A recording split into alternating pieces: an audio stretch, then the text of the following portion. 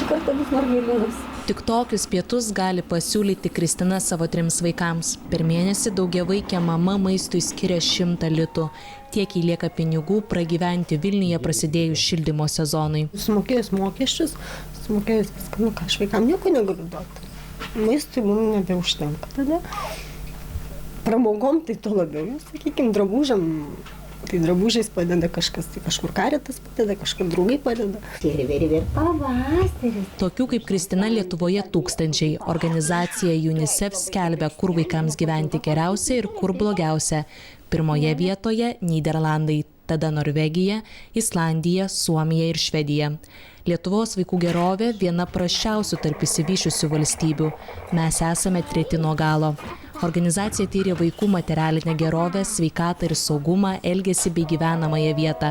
Tokie rezultatai nestebina psichiatro Dainiaus Pūro, esą tai pasiekmė neatliktų valstybės namų darbų. Iki šiol buvo labai nevykusi valstybės politika vaikystės atžvilgių, daugiau tokio moralizavimo lygį, retorikos, lozungų lygį.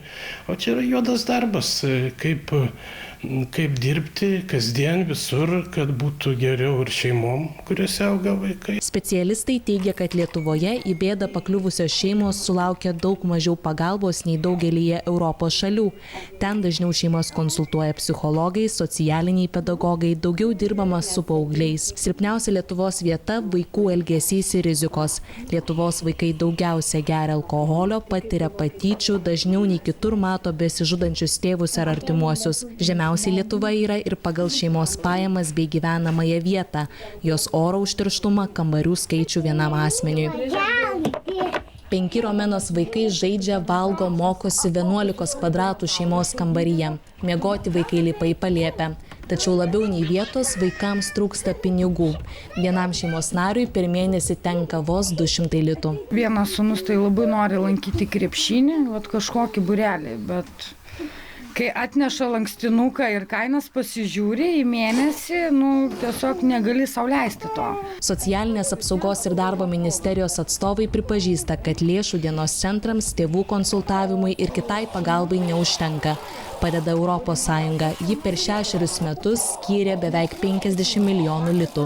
Be to negana. Ir savivaldybės nepakankamai skiria lėšų tam šitom paslaugom plėtoti.